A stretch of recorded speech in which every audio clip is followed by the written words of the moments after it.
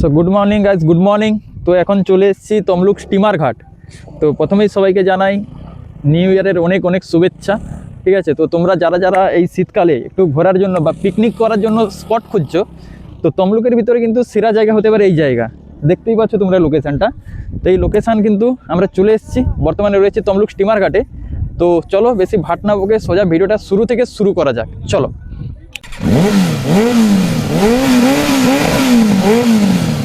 তো good morning guys, good morning. বাড়ি থেকে বেরিয়ে পড়েছি আমাদের এথেনাকে নিয়ে, এবং এই যা ঠান্ডা পড়েছে কয়েকদিন ধরে, মাথা খারাপ করা। সে 2025 সাল থেকে শেষের পর থেকে যা ঠান্ডা 2026কেও ছাড়ছে না। তো আপাতত বেরিয়ে পড়েছি, কোথায় যাচ্ছি তো তোমরা দেখতেই পাচ্ছ, এবং কি করব না করব ভিডিওটা শেষ পর্যন্ত দেখলে তোমরা অবশ্যই বুঝতে পারবে।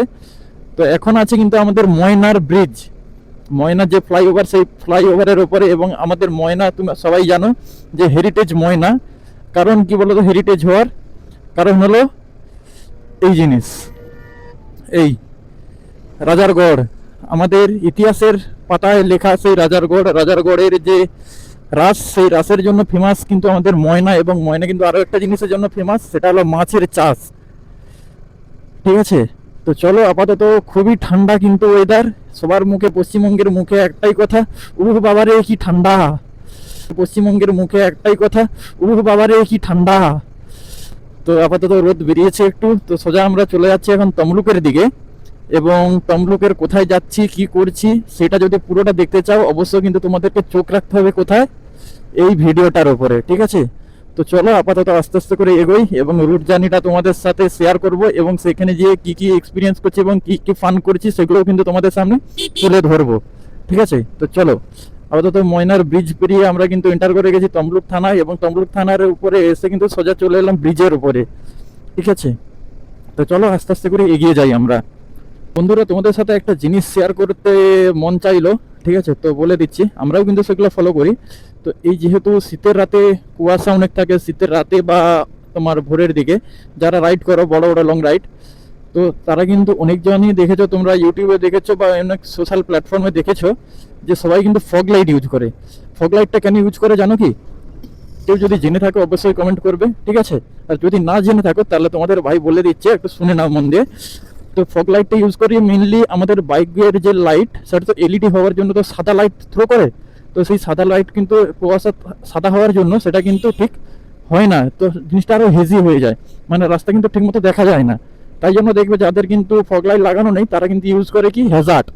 হ্যাজার্ড কেন ইউজ করে? কারণ হ্যাজার্ডটা ইয়েলো টাইপসের, তো সেটা কিন্তু দূর থেকে বোঝা যায় যে কোনো না কোনো একটা গাড়ি আসছে। বাট তোমরা যদি বাইকের শুধু হেডলাইটটাই জ্বেলে যদি শুধু রাইড করো, বা রাতে বা ভোরের দিকে যদি যাতায়াত করো, বা সন্ধ্যের দিকেও যদি যাতায়াত করো, জিনিসটা কিন্তু কুয়াশা থাকলে অতটা বোঝা যায় না।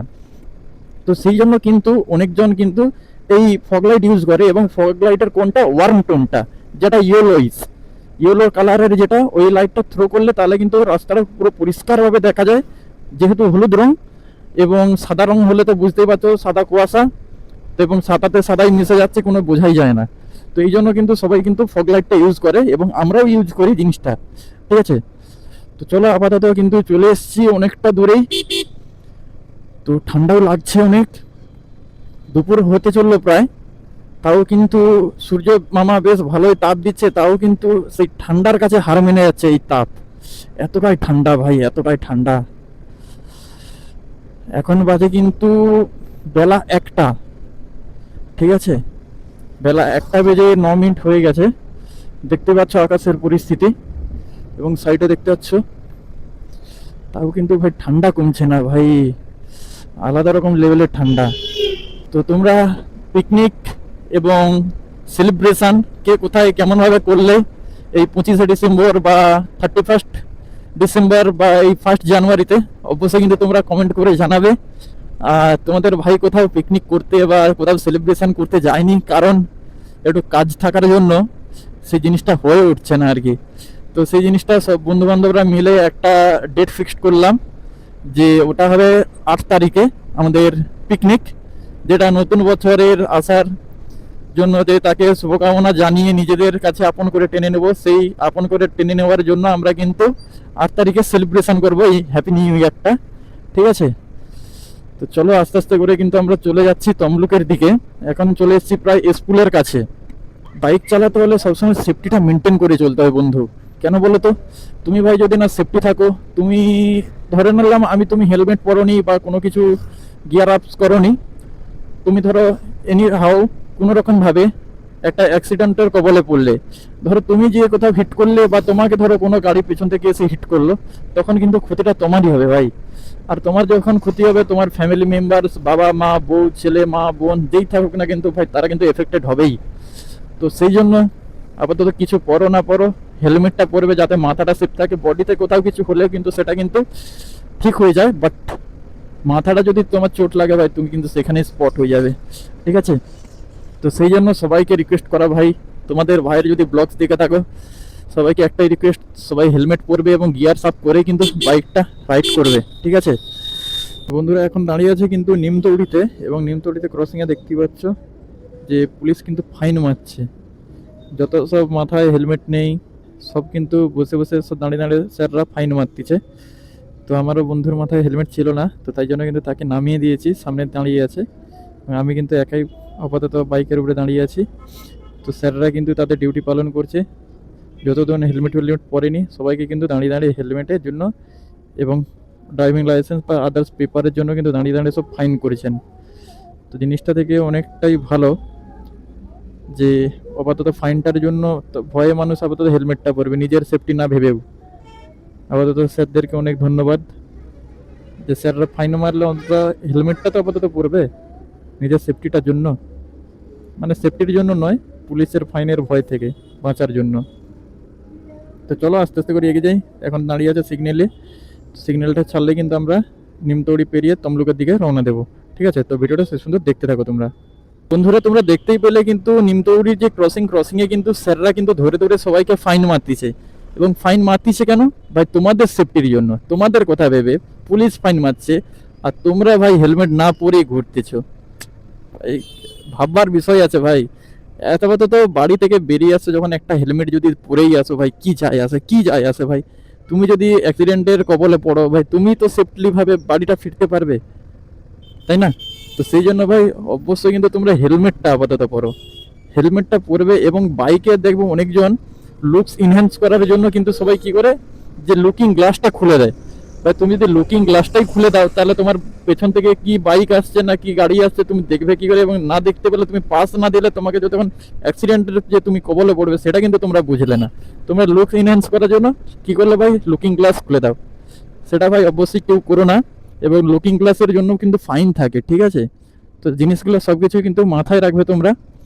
এবং অবশ্যই সবাই একটু হেলমেটটা পরে গাড়িটা চালাবে, কারণ এখন যে বেপরোয়াভাবে সবাই গাড়ি চালায় ভাই, খুবই অ্যাক্সিডেন্ট হয়। ঠিক আছে? খুবই অ্যাক্সিডেন্ট হয়। তো সেই জন্য তোমাদেরকে বারে বারে বলা ভাই, হেলমেটটা আপাতত বাড়ি থেকে বেরিয়ে আসার সময় মাথায় পরেই এসো, তাতে তুমিও সেফ থাকবে, তোমার ফ্যামিলিও নিশ্চিন্তায় থাকতে পারবে, তাই না? বন্ধুরা এই যে তমলুক শহর কিন্তু অনেক কিছুর জন্য ফেমাস। যেমন কি তোমাদেরকে দুটো তিনটে পয়েন্ট বলতেছি। ঠিক আছে? তো এই তমলুকে যে সতীপীঠ, 51টি সতীপীঠ, এই সেই 51টা সতীপীঠের ভিতরে কিন্তু এক সতীপীঠ কিন্তু আমাদের তমলুকে অবস্থিত, যেটার নাম হলো বর্গভীমা মন্দির। ঠিক আছে? তো সেই বর্গভীমা মন্দিরের জন্য কিন্তু আমাদের তমলুক কিন্তু প্রসিদ্ধ। এবং 2 নম্বর পয়েন্ট তোমাদেরকে বলছি, তোমরা সবাই জানো যে বারাসাত, যেটা কিন্তু কালী পুজোর জন্য ফেমাস, সেম টু সেম আমাদের তমলুকে কিন্তু বারাসাতের থেকে কিছু কম যায় না। আমাদের এই তমলুককে কি বলা হয় জানো কি? City of lights. তো দিওয়ালির সময় যদি কেউ যদি বারাসাতে যদি একবার পুজো দেখে আসো, এবং যদি নেক্সট বছর যদি আমাদের তমলুককে দেখো, তোমরা নিজেরই ডিফারেন্সটা হাতে পেয়ে যাবে যে ভাই কেন তমলুককে বলা হয় সিটি অফ লাইটস। ঠিক আছে? তো এই পয়েন্টগুলোর জন্য কিন্তু তমলুক অনেকটাই ফেমাস। এবং তমলুক শহরটা কিন্তু গড়ে উঠেছে পুরোটাই যে রূপনারায়ণ নদী, সেই রূপনারায়ণ নদীর তীরে। এবং রূপনারায়ণ নদীর তীরে যে চর, সেই চর কিন্তু তোমার স্টিমার ঘাট নামে প্রসিদ্ধ, যেখানে কিন্তু সবাই বিকেলবেলা একটু সকালবেলা একটু সবাই মিলে যায় নিজেদের ভিতরে টাইম কাটাতে এবং ঘুরতে। এবং যারা নতুন নতুন প্রেম করছে কাপলসরা, তো তাদের জন্য তো ওটা আর কি বলবো, সবাই বুঝতেই পারছো, কমেন্ট করে জানিয়ে দিয়ে ওটা কিরকম জায়গা এবং কেমন কেমন জায়গা এবং কি কি হয়। ঠিক আছে? তো তোমরা যারা তমলুক থেকে দেখছো তারা কিন্তু অবশ্যই নিচে কমেন্ট করে জানিয়ে দিও। এবং আমরা চলে এসেছি কিন্তু ধারিন্দা রেল ক্রসিং এর কাছে। তো রেল ক্রসিংটা আপাতত পড়েনি, সুন্দরভাবে বেরিয়ে যাচ্ছে।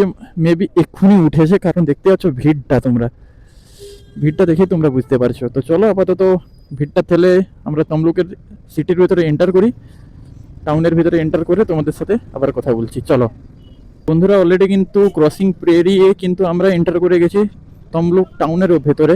তো প্রথমে দেখতে পাচ্ছ তমলুক হসপিটাল, এবং এটা হলো মেডিকেল কলেজ, এবং এই পাশটা হলো হসপিটাল এবং মেডিকেল কলেজের যে তোমার স্টুডেন্টরা থাকে সেই আবাস যোজনা, এবং এই পাশটা কিন্তু টোটালটাই হসপিটাল। দেখতে পাচ্ছ সব পেশেন্টের ফ্যামিলি সব বসে আছে। এবং এই যে রাস্তাটা দিয়েছে, এই রাস্তাটা দিয়ে কিন্তু সোজা চলে যাচ্ছে রাখাল মেমোরিয়াল স্টেডিয়াম, আমাদের যে তমলুক স্টেডিয়াম সেই স্টেডিয়াম।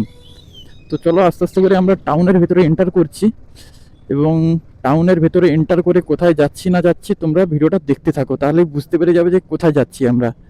ঠিক আছে, তোমাদেরকে বলছিলাম না যে ওই বর্গভীমা মায়ের মন্দির, সেই মন্দিরও কিন্তু তোমাদেরকে এই ভিডিওর ভেতরেই দেখাবো। ঠিক আছে, তো মন্দির দেখতে এবং মায়ের পরিদর্শন করতে তোমরা কিন্তু ভিডিওটা শেষ পর্যন্ত দেখতে থাকো, তবেই কিন্তু তোমরা করতে পারবে মায়ের দর্শন। ঠিক আছে, তো ভিডিওটা না স্কিপ করে ভিডিওটা শেষ পর্যন্ত দেখতে থাকো। তো এখন কিন্তু আমরা আপাতত তমলুক টাউনের ভিতরে ঢুকে গেছি, চলে যাচ্ছি এখন আমরা স্টিমার ঘাটের দিকে। ওয়েদারটা দেখেছো তো, সুন্দর ওয়েদার আছে একদম। আর সেই সুন্দর ওয়েদারে কিন্তু আমি এথেনাকে নিয়ে বেরিয়ে পড়েছি একটু ঘুরতে, এবং তোমাদের সাথে সেই ঘোরার এক্সপিরিয়েন্সটা এবং ফানটা তোমাদের সাথেই কিন্তু শেয়ার করছি। তো সেই শেয়ারিংটা তোমাদের কেমন লাগছে, ভালো লাগছে না কেমন লাগছে সেটা কিন্তু অবশ্যই কমেন্ট করে জানিও, এবং যদি ভালো লেগে থাকে অবশ্যই কিন্তু একটা লাইক করে দেবে, এবং এইরকম যদি ব্লগস পেতে চায় তাহলে কিন্তু চ্যানেলটাকে অবশ্যই সাবস্ক্রাইব করে পাশ থেকে বেল আইকনটা অলে সেট করতে হবে ভাই। ঠিক আছে, তো চলো আবার একটা ক্রসিংয়ে চলে এসেছি চৌরাস্তার মোড়ে। তো চৌরাস্তার মোড়ে কোন দিকে বাঁক না নিয়ে সোজা চলে যাব আমরা স্টিমার ঘাটের দিকে। তো গাইস, তোমরা লোকেশনটা দেখতেই পাচ্ছ, সেই লোকেশনে কিন্তু আমাদের এথেনাকে পার্ক করে দিয়েছি। তো পার্ক করে দিয়ে কিন্তু এখানে চলে এসেছি। তো চলো এবার জায়গাটা এক্সপ্লোর করি, এক্সপ্লোর করে তোমাদেরকে দেখাই, এবং জায়গাটা নিজেরাও ঘুরি, এবং জিনিসটা কতটা ক্রেজি সেই ক্রেজি জিনিসটাকে এনজয় করি আমরা। চলো বন্ধুরা, তোমাদের ভাই কিন্তু চলে এসছে অলরেডি, পেছনে দেখতেই পাচ্ছ যে রূপনারায়ণ নদী, সেই রূপনারায়ণ নদীর তীরেই চলে এসেছি, একদম চরে চলে এসেছি, দেখতে পাচ্ছ চরের উপর দিয়ে হাঁটছি। এবং দেখো তোমাদেরকে সামনে একটা জিনিস দেখাচ্ছি, দেখো বন্ধুরা সামনে দেখতে পাচ্ছ একটা নৌকাতে কিন্তু সব লোক যাতায়াত করেছে, এবং দেখো লোকেশনটা দেখো, জাস্ট আলাদাই লাগছে। দেখছো এই যে ওপরে তীর, এবং তীরের নিচে কিন্তু এই চরে কিন্তু আমরা হাঁটছি বর্তমানে। এবং দেখতেই পাচ্ছ তোমরা সোজা পুরো যে রূপনারায়ণ নদী, সেই রূপনারায়ণ নদী কিন্তু একদম জলে ভর্তি, এবং এগুলোতে যেমন জল ছিল, এই যে তীরগুলো আছে তীরগুলোতেও কিন্তু জল ছিল আগে। তো এখন কিন্তু বেঁধে দেওয়ার জন্য সেই জায়গাটা পুরোটা শুকনো হয়ে গেছে, মাঠের মতো হয়ে গেছে পুরো। ঠিক আছে, তো চলো এই জায়গাটার সিনেমেটিকটা তোমাদের সামনে তুলে ধরছি, সিনেমেটিকটা এনজয় করো তোমরা।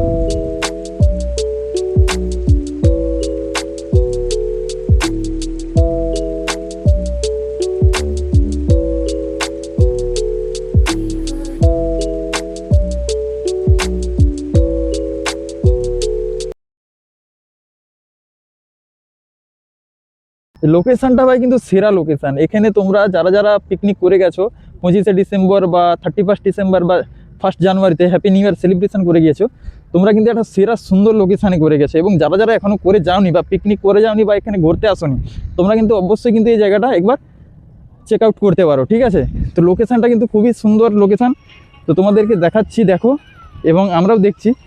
তো এখানে কিন্তু খুব সুন্দরই লোকেশান, ঠিক আছে, মনোমুগ্ধকর। এখানে কিন্তু অনেকজন দেখছো ফিস্ট পিকনিক করছে এই পেছনে সব। ঠিক আছে, তো এখানে কিন্তু বিকেল হলে কিন্তু আরও লোকের জমায়েত হয় সুন্দর একটা লোকেশানের জন্য।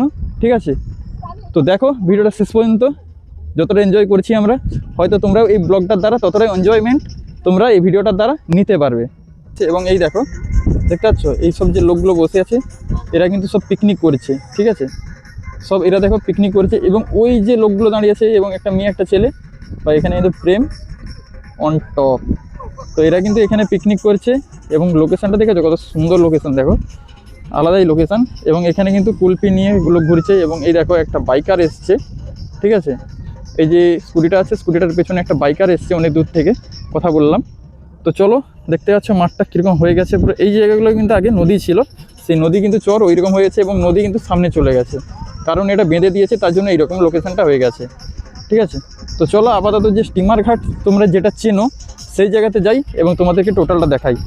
বন্ধুরা, তোমাদেরকে দেখালাম যে পুরো যে নদীর যে তীর, সেই নদীর তীরে গিয়ে, এবং তোমরা স্টিমার ঘাট বলতে যেটা চেনো, ঠিক আছে, সেই জায়গাতে কিন্তু এবার আমরা যাচ্ছি, মানে যেখানে সব বেশিরভাগ পিকনিক করে এবং যে কোনো বার্থডে সেলিব্রেশন বা কোনো কিছু সেলিব্রেট করে, সেই জায়গাতে যাচ্ছি, ঠিক আছে। এবং দেখো, তোমাদেরকে দেখাচ্ছি ঘুরে ঘুরিয়ে। এই যে দেখছো, এই যে লোকেশানগুলো আছে, এই লোকেশানগুলো কিন্তু আগে কিন্তু এটা নদী ছিল, বাট এখন কিন্তু ওটা নদী নেই। কেন না, ওই পাশে তোমার বেঁধে দিয়েছে যাতে না এই পাশে জলটা যেতে পারে, এবং জলটা যদি না এই পাশে আসতে পারে তো সেটা কিন্তু মাঠের মতোই হয়ে যাবে, ঠিক আছে। তো সেই মাঠের মতোই কিন্তু এই জায়গাটা হয়ে গেছে। তো এবার চলো সোজা স্টিমার ঘাট বলতে সবাই যেটা জানি আমরা, এবং সেই যে মেন লোকেশান, সেই মেন লোকেশানে কিন্তু তোমাদেরকে যাই, গিয়ে তোমাদেরকে টোটালটা তুলে ধরি। তো আপাতত হেঁটে হেঁটে যাচ্ছি স্টিমার ঘাটের দিকে, নদীর পাড় থেকে। তো চলো ভিডিওটার সাথে জুড়ে থাকো বিনা স্কিপ করে শেষ পর্যন্ত। তো এই যে রাস্তা, এই রাস্তা বরাবর কিন্তু আমরা চলে গেছিলাম সেই পাড়ের দিকে, এবং এই যে আমাদের দেখতে পাচ্ছ এথেনা কিন্তু এখানেই দাঁড়িয়ে আছে, ঠিক আছে। তো এই সাইডে পুরো জঙ্গল আছে, দোকানদানি দেখতেই পাচ্ছ, বসার জন্য সব বেঞ্চ করে দেওয়া আছে, ঠিক আছে। তো চলো এই জায়গাটা এক্সপ্লোর করি এবং তোমাদেরকে দেখাই। এখানে কিন্তু বেশিরভাগ সব পিকনিক হয়, এবং যারা প্রেম করতে আসে সব কিন্তু এই জায়গাতেই আসে। বিকেল হলে কিন্তু লোক ভিড়ে ভিড়াকার পুরো, ঠিক আছে। তো চলো জায়গাটা এনজয় করো তোমরা।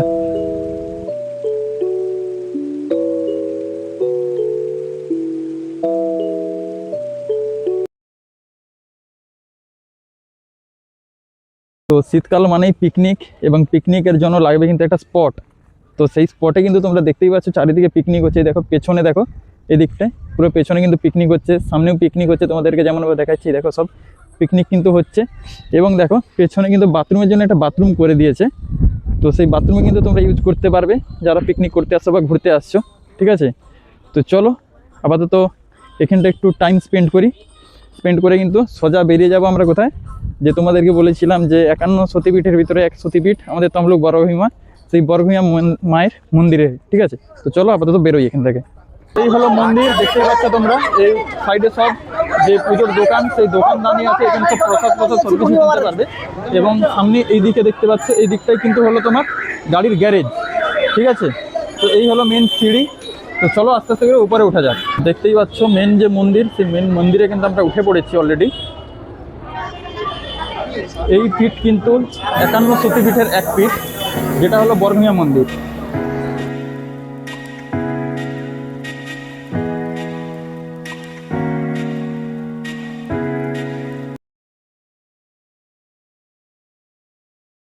দেখতেই পাচ্ছ মন্দিরটাকে কত সুন্দরভাবে সাজানো হয়েছে, এবং এই উপরটা দেখো খুব সুন্দর কিন্তু ভাবে সাজানো হয়েছে। তো চলো আস্তে আস্তে করে ওপরে আমরা উঠে যাই এবং সামনের দিকে যাই, এবং তোমাদেরকে যে গর্ভগৃহের দিকে তোমাকে এগিয়ে দেখাচ্ছি। দেখো দেখতে পাচ্ছ মাকে হয়তো তোমরা।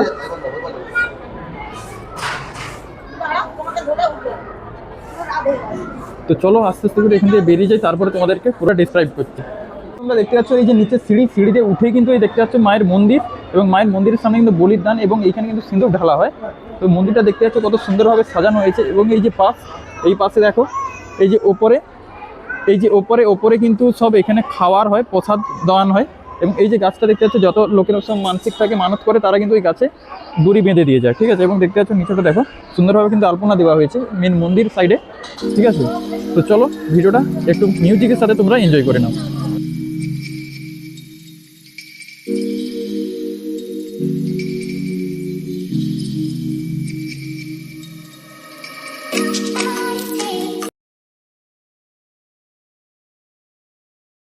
এখানে কিন্তু যারা যারা পুজো দিতে আসে এখানে কিন্তু সবাই অপেক্ষা করে, ঠিক আছে। এবং এই যে মন্দিরের পেছনে দেখতে পাচ্ছ, এখানে কিন্তু পুজোর প্রসাদ এবং অন্যান্য সরঞ্জাম কিন্তু সব পাওয়া যায়।